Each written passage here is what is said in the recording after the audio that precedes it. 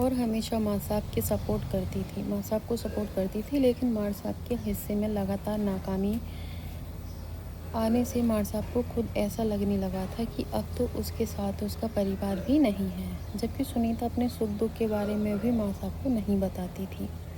वो नहीं चाहती थी कि माँ साहब का ध्यान अपनी पढ़ाई से भटके। वो अकेली ही रहती, अकेला महसूस करती और अकेले ही अपनी मुसीबत से लड़ती। माँ साहब उतरा हुआ मुंह लेकर छत से नीचे उतरे। बात गहरी थी, इसलिए पूछने के बाद भी नहीं बताया। फिर थोड़ी देर बाद सब खाना खाने लगे। कमरे में 2 जने रह गए, 2 जने रहें या 10, खाना तो एक साथ बैठकर ही खाते हैं। हाँ, कभी कभी आपातकालीन परिस्थिति में चल जाता है कि कोई जल्दी से उथलती हुई रोटी खा ले। पढ़ने के लिए कमरे में रहने वाले लड़कों की सबसे खास बात तो ये होती है कि 4 जनों में 12 रोटी बनेंगी तो भी सब खत्म होंगी, और अगर 20 बनेंगी तब भी सब खत्म होंगे।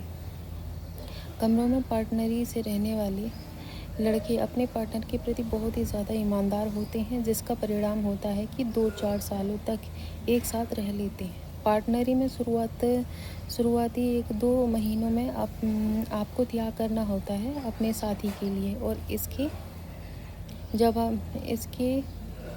जवाबी व्यक्ति भी त्यागी पुरुष हो तो लंबे समय तक टिक जाते हैं। शुरुआत में तो सारे काम बराबरी में बटे होते हैं, लेकिन जैसे जैसे दोनों की आपसी समझ बढ़ती है तो फिर एक दूसरे पर न्योछावर होना शुरू हो जाते हैं। जैसे ही किसी एक को आलस आ भी गया तो फिर दूसरा उसके लिए खाना तैयार कर देगा। बर्तन पहले वाले को मांजने दे पर उसे दूसरा ही मांज देगा। यहाँ तक कि कभी कभी तो कपड़े भी धुल जाते हैं, और कपड़े तो धुलेंगे भी सही, क्योंकि साझा कमरों में रहने वाले लड़के अपने साथ जो कुछ भी लेकर आते हैं वो स्वतः ही साझी संपत्ति बन जाती है। अपने पार्टनर के बीमार होने पर तो इस तरह ध्यान रखा जाता है जैसे माता पिता अपने बच्चों का रखते हैं। उठाकर टैबलेट खिलाना, आधी आधी रात को डॉक्टर को दिखाना, बुखार में गीला कपड़ा सर पर रखना। लड़कों ने तो अपने रूम पार्टनर को हमेशा अपना इकलौता रिश्तेदार समझा है।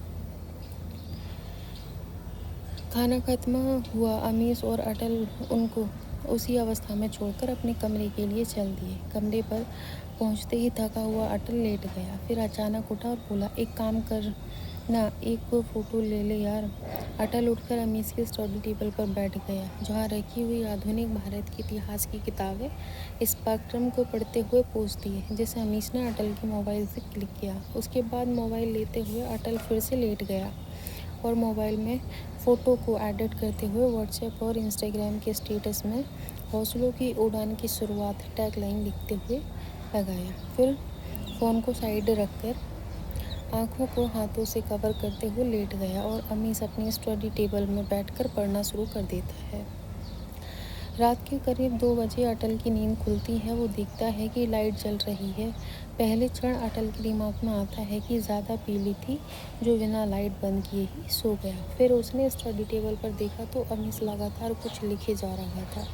अब अटल के दिमाग में एक बात तो आ गई थी कि सरकारी नौकरी में कंपटीशन तो है। कितने ही अमीश अभी पढ़ रहे होंगे तो कितने ही अटल सो रहे होंगे।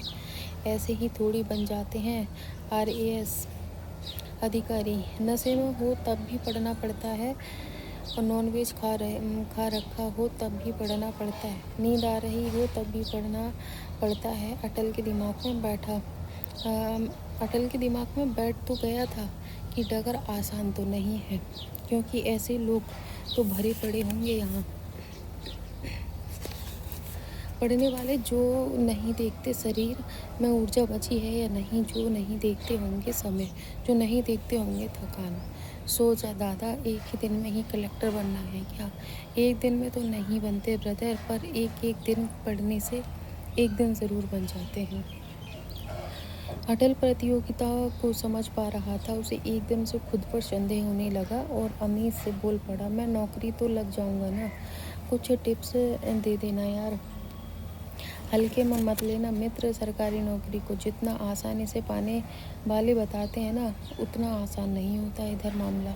थक जाते हैं प्रतियोगी परीक्षाओं की तैयारी करने वाले विद्यार्थी पढ़ते पढ़ते, क्योंकि उन्हें मेरिट में नहीं आना होता बल्कि मेरिट वालों में मेरिट आना होता है। 10वीं में 3rd डिवीज़न पास बस ग्रेस पास होने वाला भी 90% वाले को टक्कर देने के लिए पड़ रहा है। इधर पार्थ गजब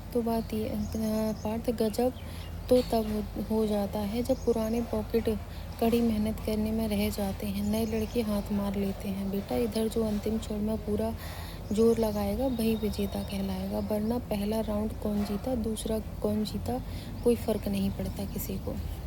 अटल सुनकर पहली बार डरा, सरकारी नौकरी के नाम पर। खैर बता, चाय पिएगा क्या, कहकर अपनी टेबल से उतरते हुए अमीश ने अटल से पूछा। हाँ, आधा कप भर देना, आ रहा हूँ, कहकर अटल बाथरूम की तरफ चला गया। अमीश ने चाय छानकर 2 कप में भर दी और चुस्कियाँ लेते हुए वापस अपनी स्टडी टेबल पर जाकर बैठ गया। अटल भी जल्दी से अपनी चाय खत्म करके सो गया।